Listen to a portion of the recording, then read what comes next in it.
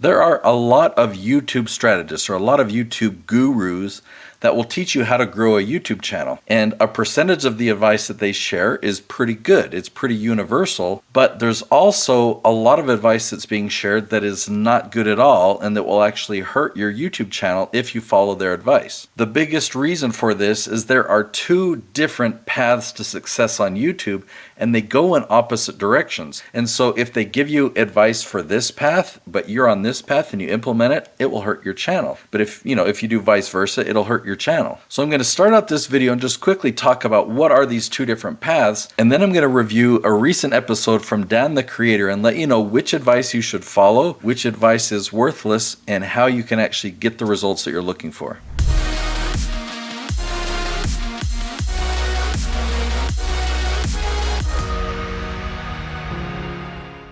If your videos stop getting views after the first 24 hours, whatever you do, don't delete them, because there's actually a really easy system to resolve this issue. Okay, so right off the bat, Dan is making the assumption that you want a lot of views in the beginning, and that sounds good, that sounds right. However, it depends on your focus. So let's talk about these two different directions you can go with your channel. Direction number one is you want as many views as possible so you can turn YouTube into a business and generate ad revenue that YouTube will pay to you. So your main focus is a business generating ad revenue. Pathway number two is you have a business and you're leveraging YouTube for lead generation, okay? So you don't want to focus on volume first, you want to focus on quality first, the quality of those views. If you can get views from the right people, even if it's 10 views, but you can generate a lead from that, that's far more valuable than 1 million views that don't generate leads or revenue in your business. So in response to Dan's assumption that the amount of views you get in the beginning, and like, oh wow, if you don't get a lot of views or if it dies in 24 hours that you might consider deleting your video, but I'm going to solve that problem. I'll actually say on this path to ad revenue that is important. You do want a lot of views in the beginning, but if your focus is lead generation and you're focusing on search traffic is the most valuable source of traffic for lead generation. These are people who are searching for you specifically, right? You're not going to get a lot of views in the beginning. So his assumption only applies to half of you, half of the strategy out there.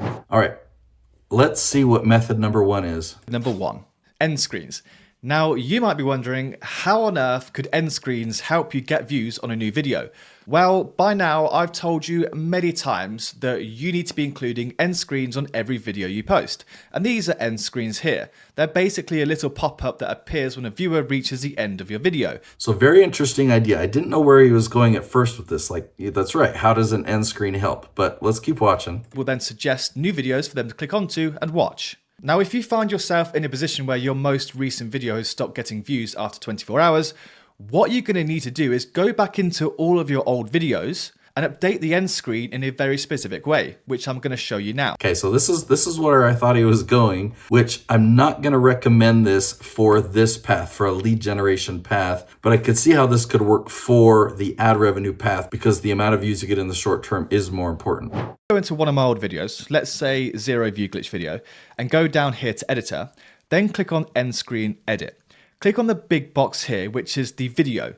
And from now on, you're going to want to change this from best to viewer to most recent upload. Okay, so the most recent upload will help your most recently posted video get more traction because all the views you're getting on all your other videos will then link to this one. And it's a very small percentage, but a percentage of those people will then click on that video to watch next. So why don't I recommend that strategy over here? If you're focusing on lead generation, well, we're a lot more tactical. At the end of the video, we say, hey, now that you've understood this principle, you need to go watch this video next. So we're very, very specific about the calls to action that we have. So we need to maintain when we choose what video that we're going to be linking to, that can't change. We don't want it to automatically populate the most recently uploaded video. If at the very end of the video, we're saying, hey, go watch this specific video, we need that specific video to stay linked there. Okay then, so method number two, re-optimizing your description. You should know by now that your description... Of course, okay, I have to butt in already. Optimizing your description, this is not a thing for either Strategy. Let's just see what he has to say. Description offers an incredible opportunity to include some optimization to help the algorithm in understanding what your video is about and who it should be pressed in front of. Okay, YouTube does not use your description to understand what your video is about. It just does not use it. What it uses is your content. It can scan and analyze your content, and so you don't need to tell it what it's about. Same with the keyword field. The keyword field, it still exists, but over 99% of the time, YouTube ignores this. It only pays attention to the keyword field if something hasn't loaded properly, such as the automatic transcriptions. YouTube transcribes every word of your video, and so it knows the content. It knows what your video is about. So if you write about something else in the description, yeah, that's not going to help or change anything. If you're going to keyword stuff or anything like that, it's not going to help or change anything. So this applies to both strategy. If you're focusing on ad revenue and as many views as possible, or if you're focusing on lead generation, his advice here of optimizing your description doesn't work. Now, what do I do with descriptions? If people are going to take the time to click on that little down arrow or the small little button to have them view the description, what are they looking for, right? That is a sales page for you. Did you offer a free gift? You're going to need the link right there. Are they looking for links to your website? Do they want to know more about you? Now, in order to put chapters on your video, like Dan's got chapters on his videos right here, as I hover over it, you see he just labeled it method 2, method 3, method 4. I'll show you how he did that. But for me to view his description, I have to click on more right there, and I can scroll down. And this is how he did the timestamp. So that's a functional piece. So I guess he's just talking about this top section of your description right there as a way to optimize your description. What's interesting is Dan is not practicing what he preaches. He's got a call to action right here. Become a member of the fastest growing academy. Click the link. So he's got a call to action there. That's obviously not optimizing his video for the algorithm. That is using it as a sales page. So he must just be talking about this paragraph as using a paragraph to optimize your video. It's not going to hurt you to do it, but it's not going to help. Okay then, so method number 3. This time, we're going to quickly re-optimize your tags. Now, look, I'm fully aware that tags have nowhere near as much importance as things like description. Okay, so he's admitting that tags don't have that much importance. He's saying your description still does. Let's see what he says next. Descriptions or thumbnails. But if your views have died off on a particular video, you're going to need to do everything you can to boost it back up again. Okay, so what I am known for is getting thousands of videos ranked at the top of YouTube's search. He has no idea what he's talking about. He does not know how to get a video ranked at the top of search. Tags are not going to help a video get more views 24 hours after you post a video. So let's just skip this piece of advice. So I admit, I continued watching his video where he's sharing advice on how to create tags. Oh, it is awful. I just don't even want to show it to you because I don't want you to follow that advice. It won't get you any results. It will not work. Okay, so method number 4 is linking your shorts. Now, similar to the end screens trick we used at the start, the next thing you can do is link all of your shorts to your new video. You should all know by now that YouTube gives you the option to link shorts to specific videos. Okay, so this is a new feature that YouTube came out with last year, and it got me excited at first.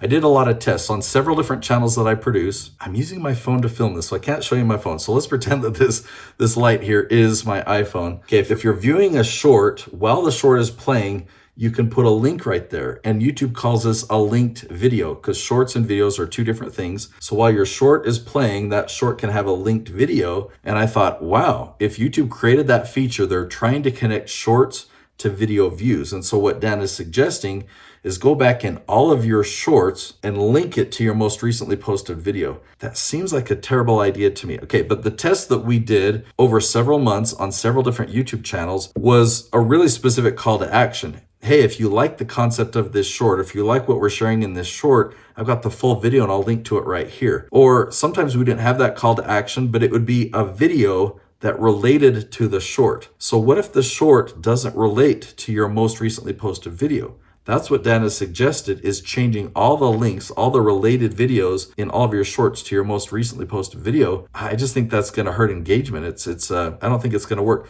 Let me tell you the results of the test that I did though. We made them relevant every single time the short and the video we linked it to was related. We looked at the data after several months, and on every single channel, the data was the same. It only increased our video views by 0.1%. That's about 1/10 of the views that we get from end screens. Usually that's 1%, so it's not huge, but 0.1% is not even worth it. So for the strategy over here where I've talked about focusing on lead generation, we actually don't even do shorts anymore. We don't find it worth our time. For the strategy over here, shorts can help because they have a tendency to go viral, and that's kind of the goal, is you want as many views as possible, no matter who the audience is. But changing the linked video to the short, I still can't see how that could be a good idea, even on the pathway to focus on ad revenue. Okay, let's see what his tip number 5 is. Now, the next thing you can do, method number 5, is updating your thumbnails. Look, if you're not getting any views, it means you're not getting any clicks. In my videos, I go on about titles and thumbnails. So I will say this is definitely good advice for the path over here if you're focusing on ad revenue, but you've got to give it more time if you're focusing on search traffic for lead generation. Because on this strategy over here, we're focusing on dominating YouTube search, we start out by focusing on really niche questions, really long specific questions, and that question might only have 10 searches per month consistently every month. It's still going to generate leads for you, but that's a really low volume. And so when you launch a video, it might not get any views from search for a couple of days. You might get some views from the suggested traffic, but that's not really the traffic that we're going for. So instead of just making guesses after 24 hours of why a video isn't performing well and thinking, I'm going to change the thumbnail, you can actually look at the thumbnail data and look at the click-through rate. And you've got to have enough statistically significant data. You've got to have enough views or enough clicks to determine what is the click-through rate. Technically, I guess click-through rate is how many impressions are there versus how many people click on it. So if it's 5%, that means 5 out of every 100 impressions are clicks. But you can look at that data and know, based on your averages for your channel, is this low, is it average, is it above average? That's what I would really base your decision on changing a thumbnail. But on the other hand, if you're focusing on ad revenue, the number of views you get in the short term is really important, and so you can try different thumbnails. Now, YouTube has a great feature that allows you to upload 2 or even 3 different thumbnails at the same time, and YouTube will automatically rotate between them. So that's a feature that I would use if you're going to follow Dan's advice in this case, and again, that's only for ad revenue focus. Method number 6, which is your titles. Again, look, if your video is currently not getting any views, it's because your title just isn't clickable. And just like your thumbnails. So I will 100% agree with him, and that applies to an ad revenue focus. If you're focusing on search traffic for lead generation, you obviously can't change your title because the title is the whole strategy. The title is really, really key. You do all this research to find what are the very specific questions your target audience is asking, and you make that your title so that you can dominate that area of YouTube search. I talk a lot about on my channels of turning no's into yeses. That means videos that don't rank at the top of YouTube, getting them to rank and having more and more videos rank at the top of YouTube search, so you're generating leads for your business. So that whole strategy is based upon the titles, but you will see this a lot on an ad revenue focused channel such as Mr. Beast. You might see him modify his title or change his thumbnail. So it's good advice for the right strategy. I want to show you an example of what I'm talking about. All right, so if you go to YouTube and you type in construction management, notice who's ranking at the top here. This is Jason Schroeder. This is a client of mine that has a business and he's leveraging YouTube for lead generation. In fact, he recently told me a couple of times, he's repeated this. He says, Nate, I have more business than I can handle, more leads than I can handle from YouTube. And it's because he's ranking at the top of YouTube. Let me show you another example. If you type in become politician, then notice Jay Townsend. He is totally dominating this screen. I did not Photoshop this. You can go do this search yourself. Type in become politician on YouTube and you'll find Jay. Now, he followed the leaf strategy. So if you're interested in learning my strategy, I'll link to another video right here called the YouTube SEO Secret Strategy. Go watch that video next.